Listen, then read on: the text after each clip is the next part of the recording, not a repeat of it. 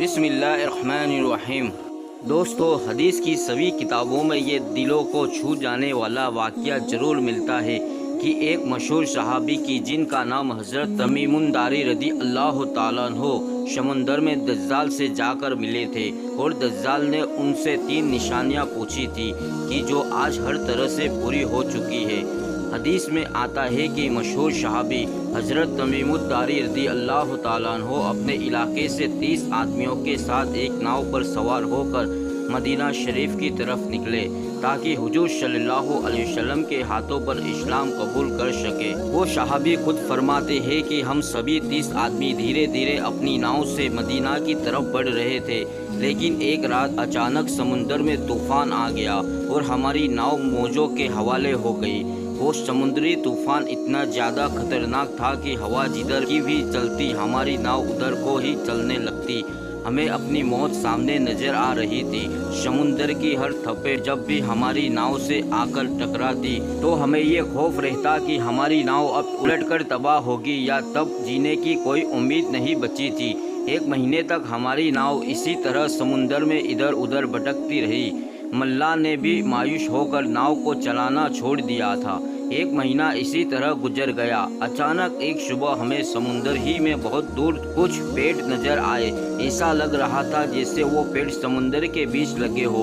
उन्हें देखकर हमारे अंदर जिंदगी की एक उम्मीद जाग गई, क्योंकि समुंदर के बीच पेड़ों का मतलब साफ था कि वहाँ कोई आइलैंड मतलब टापू है कि जिस पर पनाह लेकर हम अपनी ज़िंदगी बचा सकते हैं। इसलिए हमने अपनी नाव को उसी टापू की तरफ बढ़ाना शुरू कर दिया। कई घंटों की मेहनत के बाद हमारी नाव उस टापू से जा लगी। वो समुंदर के बीच एक बहुत घना जंगल था। हर तरफ बड़े बड़े पेड़ लगे थे। शाम होने को करीब थी। सूरज डूबने ही वाला था कि हम उससे पहले ही उस समुंदर टापू के पास पहुंच गए। वो सहाबी फरमाते हैं कि अभी हम सभी लोग नाव से उतर ही रहे थे कि अचानक जंगल की तरफ से हमें बड़ी अजीब अजीब आवाज़ें सुनाई देने लगी और फिर थोड़ी ही देर में हमारे सामने एक बड़ा ही अजीब सा जानवर आकर खड़ा हो गया।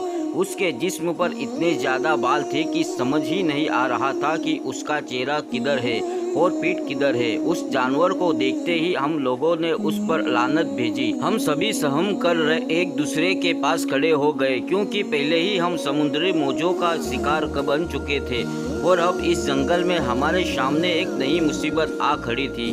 वो अजीब सा डरावना जानवर अचानक हम इंसानों की जुबान बोलते हुए कहने लगा कि ए लोगो, तुम कौन हो और कहाँ से आए हो।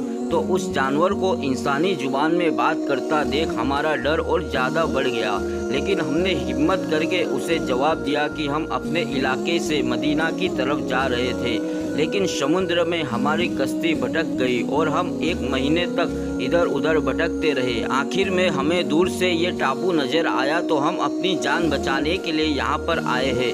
वो सहाबी हज़रत तमीमुद दारी रदी अल्लाह ताला अन्हो फरमाते हैं कि मैंने हिम्मत करके उस जानवर से पूछा कि आखिर तू कौन है और इस वक्त हम किस जगह पर है। तो उस जानवर ने जवाब दिया कि मैं जासूस हूँ। तो हज़रत तमीमुद दारी रदी अल्लाह ताला अन्हो कहते हैं कि मैंने पूछा कि आखिर तू किसका जासूस है। तो उसने कहा कि मैं जिसका जासूस हूँ वो तुम लोगों से बहुत ज़्यादा मिलने का शौक़ रखता है, इसलिए तुम मुझसे डरो ना, बल्कि मेरे साथ चलो, तुम्हें कोई नुकसान नहीं होगा। हज़रत तमीमुद दारी रदी अल्लाह ताला अन्हो फरमाते हैं कि हम सभी 30 लोग उसके पीछे चल दिए। वो जानवर हमें घने जंगलों के बीच अजीब रास्ते से अंदर की तरफ लिए जा रहा था। चलते चलते अचानक हमारे सामने एक बहुत बड़ा पुराना महल आ गया कि जो ऊंचे ऊंचे घने पेड़ों से ढका हुआ था। उस जानवर ने हमसे इशारा करते हुए कहा कि तुम लोग इस महल में दाखिल हो जाओ।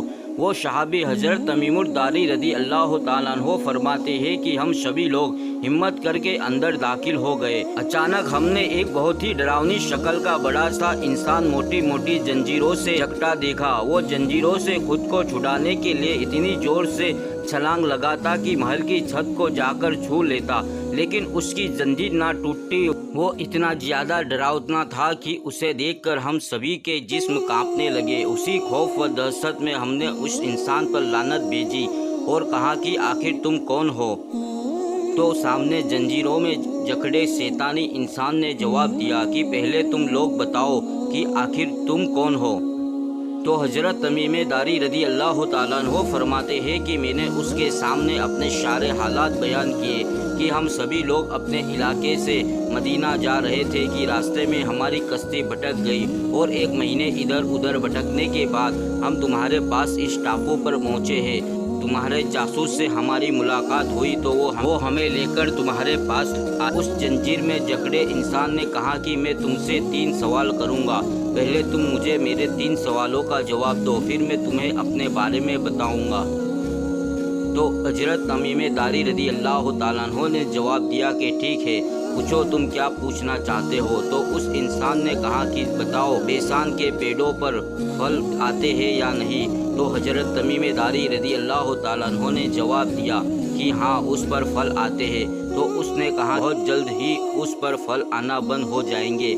उसके बाद उसने दूसरा सवाल किया कि आखिर बताओ मशहूर नदी बुहेरा तरबिया में पानी बचा है या नहीं। तो सहाबी फरमाते हैं कि मैंने जवाब दिया कि हाँ उसमें पानी मौजूद है। तो उसने कहा कि बहुत जल्द ही वो पानी सूख जाएगा।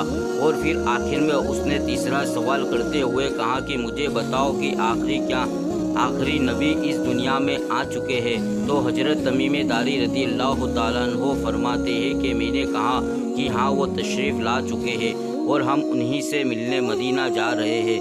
वो सहाबी हजरत तमीम दारी रदी अल्लाह ताला अन्हो फरमाते हैं कि जैसे ही मैंने उसे ये बात बताई कि आखिरी नबी आ चुके हैं तो वो इतना ज़्यादा खुश हुआ कि उछल कर छत को जा लगा और फिर उसने बहुत डरावनी तरह हंसते हुए कहा कि अब बहुत जल्द ही मैं बाहर निकलने वाला हूँ। और फिर उस डरावने इंसान ने अपने बारे में बताया और कहा कि मैं दज्जाल हूँ, बहुत जल्द ही मुझे आज़ाद किया जाएगा और सारी दुनिया पर मेरा राज होगा।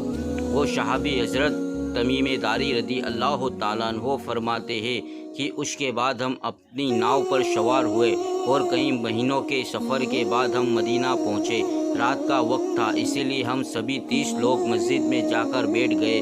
सुबह फजर से पहले जब हुजूर सल्लल्लाहु अलैहि वसल्लम मस्जिद में तशरीफ़ लाए तो हमने आप सल्लल्लाहु अलैहि वसल्लम को अपने ऊपर बीती वो पूरी दास्तान सुनाई कि कैसे हमारी कश्ती भटकी और हम दज्जाल से जाकर मिले। तो हुजूर सल्लल्लाहु अलैहि वसल्लम ने हम सभी को बहुत अच्छी तरह एक तरफ बिठाया और फिर फजर की नमाज़ पढ़ाने के बाद मुस्कुराते हुए मिंबर पर आकर बैठ गए। सहाबा इकराम को हुक्म दिया कि अपनी अपनी जगह पर बैठे रहो। और फिर हुजूर सल्लल्लाहु अलैहि वसल्लम ने सभी सहाबा इकराम से फरमाया कि देखो मैं तुमसे कहा करता था कि दज्जाल इसी दुनिया में मौजूद है। ये देखो तमीम दारी तुम्हारे पास यमन से आए हैं और उनकी मुलाकात समुंदर में दज्जाल से हुई है। और फिर हजरत तमीम दारी रदी अल्लाह ताला अन्हो ने पूरा किस्सा हुजूर सल्लल्लाहु अलैहि वसल्लम ने सहाबा इकराम को सुनाया। आखिर में हुजूर सल्लल्लाहु अलैहि वसल्लम ने अपनी लाठी मिंबर पर मारते हुए कहा कि दज्जाल मेरे तैबा मदीना में दाखिल नहीं हो सकता, मेरे तैबा में दाखिल नहीं हो सकता, मेरे तैबा में दाखिल नहीं हो सकता। और फिर हुजूर सल्लल्लाहु अलैहि वसल्लम ने मशरिक़ की तरफ इशारा करते हुए कहा कि दज्जाल इस वक्त मशरिक़ में है। दोस्तों दज्जाल के बारे में हुजूर सल्लल्लाहु अलैहि वसल्लम ने सबसे ज़्यादा अपने सहाबा इकराम को डराया और उसकी एक एक चीज़ बयान फरमा दी कि आखिर उसकी आंखें कैसी होगी, उसका चेहरा कैसा होगा, वो लोगों को कैसे गुमराह करेगा और ज़मीन पर कितने दिनों तक रहेगा, कौन कौन से फितने से बच पाएंगे और कौन कौन उसके फितने का हो जाएंगे। हुजूर सल्लल्लाहु अलैहि वसल्लम ने फरमाया कि दज्जाल एक जवान आदमी होगा, वो एक आँख से काना होगा, वो दूसरी आँख भी उसकी कुछ खराब होगी, उसकी दोनों आँखों के बीच काफ मतलब काफिर लिखा होगा। कोई चाहे पढ़ना जानता हो या ना जानता हो वो भी उसे पढ़ लेगा। दज्जाल का सीना चौड़ा और थोड़ा सा अंदर की तरफ घसा होगा, उसके बाल घुंघरियाले होंगे। एक हदीस में आता है कि दज्जाल के निकलने से पहले सारी दुनिया में बहुत ज़्यादा भूखमरी आम हो जाएगी, ना आसमान से बारिश होगी और ना ही ज़मीन से एक दाना उगेगा।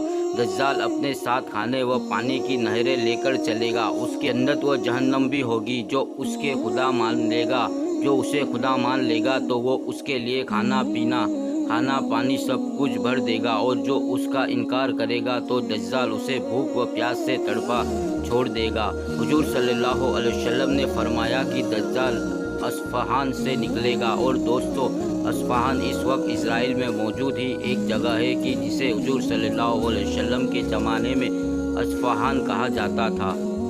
دجال زمین پر 40 دنوں تک رہے گا۔ جب وہ آئے گا تو ایک دن 1 سال کے برابر ہوگا، دوسرا دن 1 مہینے کے برابر ہوگا، تیسرا دن 1 ہفتے کے برابر ہوگا، اور پھر باقی دن عام دنوں کی طرح ہوں گے۔ دجال ہوا میں بجلی کی طرح اڑے گا اور دنیا کے کونے کونے تک جائے گا۔ حضور صلی اللہ علیہ وسلم نے فرمایا کہ جس وقت دجال آئے تو تم اس کے پاس نہ جانا، بلکہ اس کا نام سن کر پہاڑوں و جنگلوں کی طرف بھاگ جانا، ورنہ تم اپنے ایمان کا سودا کر بیٹھو گے۔ حضور صلی اللہ علیہ وسلم نے فرمایا کہ دجال ساری دنیا پر راج کرے گا، لیکن مکہ و مدینہ میں داخل نہیں ہو سکتا۔ وہ مدینہ کے باہر آ کر جس وقت کھڑا ہوگا تو مدینہ میں 3 زلزلے کے جھٹکے آئیں گے کہ جس کی بدولت جتنے بھی منافق و کافر مدینہ میں چھپے ہوں گے وہ سبھی ڈر کر مدینہ سے باہر نکل جائیں گے اور دجال کے لشکر میں شامل ہو جائیں گے۔ کچھ روایتوں سے معلوم ہوتا ہے کہ دجال بیت المقدس میں بھی داخل نہیں ہو سکتا۔ حدیث میں آتا ہے کہ دجال کے ساتھ روٹی و کھانے کے پہاڑ ہوں گے۔ جنت و جہنم بھی اپنے ساتھ لے کر چلے گا، لیکن حقیقت میں جسے وہ جنت کہہ رہا ہوگا وہ اندر سے جہنم ہوگی، اور جسے وہ جہنم کہہ رہا ہوگا وہ اندر سے جنت ہوگی۔ اب جو بھی نیک بندہ دجال کا انکار کرے گا تو اسے وہ اٹھا کر اپنی جہنم میں ڈال دے گا۔ لوگوں کی نظر میں تو وہ انسان جہنم میں پڑا نظر آئے گا، لیکن حقیقت میں وہ جنت کے مزے لے رہا ہوگا۔ حضور صلی اللہ علیہ وسلم نے فرمایا کہ دجال کا ساتھ دینے والے یہودی لوگ ہوں گے، اور یہودیوں کے پیچھے دوسری قومیں بھی دجال کو اپنا خدا مانتی چلی آئے گی۔ اسی لیے دوستو، آج ہم دیکھ سکتے ہیں کہ یہودی دن رات اسی کوشش میں ہے کہ کسی طرح غزہ کو ختم کر کے مسجد اقصی کو گرا دیا جائے اور وہاں اپنا ہیکل سلیمانی بنا کر اپنے مشیع دجال کو نکالنے کی تیاری کی جائے، کیونکہ ان کا ماننا ہے کہ جس دن بھی ہمارا ہیکل سلیمانی بن کر تیار ہو جائے گا تو اسی دن ہمارا اصلی خدا دجال آ جائے گا، اور پھر ہم سب اس کے ساتھ مل کر ساری دنیا پر حکومت کریں گے۔ دوستوں، ہماری ویڈیو پسند آئی ہو تو پلیز لائک اور سبسکرائب ضرور کریں۔ ملتے اگلی ویڈیو میں۔ اللہ حافظ۔